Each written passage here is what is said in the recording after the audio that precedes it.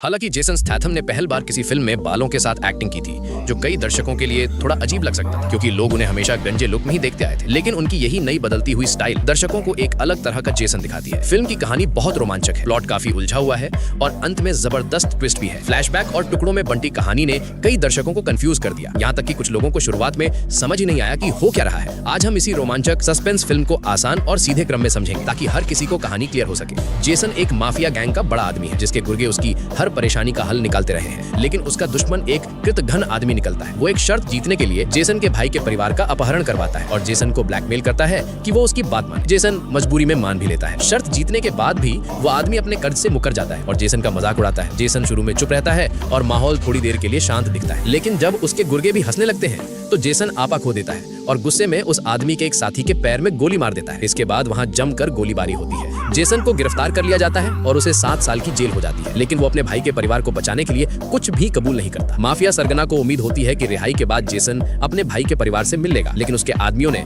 Jason के भाई की पत्नी को मार दिया और उसके भाई को तोड़कर वहां से गायब हो गए। गुस्से में जेसन बदला लेने की कसम खा लेता है। जेल में उसकी मुलाकात उसके पास की कोठरियों में मौजूद 2 कैदियों से होती है, एक अफीम पीने का मास्टर और दूसरा बड़ा ठग। भले भी कभी आमने सामने नहीं मिले थे, लेकिन जेल की मोबाइल लाइब्रेरी की वजह से वे एक दूसरे को काफी जानने लगे थे। जेसन को लाइब्रेरी में पता चलता है कि ये दोनों लोग मजे के लिए जेल में आए थे, क्योंकि उन्हें मालूम था कि वे कभी भी भाग सकते हैं। ये सुनकर जेसन बहुत प्रभावित हुआ। पास वाली कोठरी से आने वाली मीठी महक उसकी दिलचस्पी और बढ़ा देती है। वो उन्हें अपने सारे किस्से बताने लगता है। अंडरवर्ल्ड के दोनों लोग अपने खास ट्रिक्स और स्किल्स उदारता से जेसन को सिखाते हैं। जेसन मेहनत से सीखता है और जल्द ही बेहद चालाक मास्टरमाइंड बन जाता है। जब वे दोनों कैदी उसकी तरक्की देखते हैं तो वे अपनी किताबों में इशारों में संकेत देते हैं कि वो उसे जेल से निकलने में मदद करेंगे। जेसन उनका पूरा भरोसा करता है और उत्सुकता से इंतजार करता रहता है। लेकिन अगले दिन सेल चेकिंग में गार्ड को पता चलता है कि वे दोनों कैदी रहस्यमयी तरीके से गायब हैं, मानो वहां कोई था ही नहीं। गार्ड झल्ला कर जेसन की सेल की तलाशी लेते हैं, लेकिन कुछ भी नहीं मिलता। जेसन भी चुपचाप अपने दिन काटता रहता है। 7 साल बाद वो जेल से बाहर आता है, लेकिन घर लौटकर चौंक जाता है। उसके छिपाए हुए पैसे और कीमती सामान सब गायब होते हैं। सिर्फ एक नोट पड़ा होता है। नोट को पढ़कर उसे धक्का लगता है। वो नोट उन्हीं 2 ठगों का होता है। जेसन ने जेल में उन्हें अपना छिपने का ठिकाना बताया था और उन्होंने ही उसके पैसे उड़ा दिए थे। लेकिन जेसन ने जो ठगी की टेक्निक उनकी किताबों से सीखी थी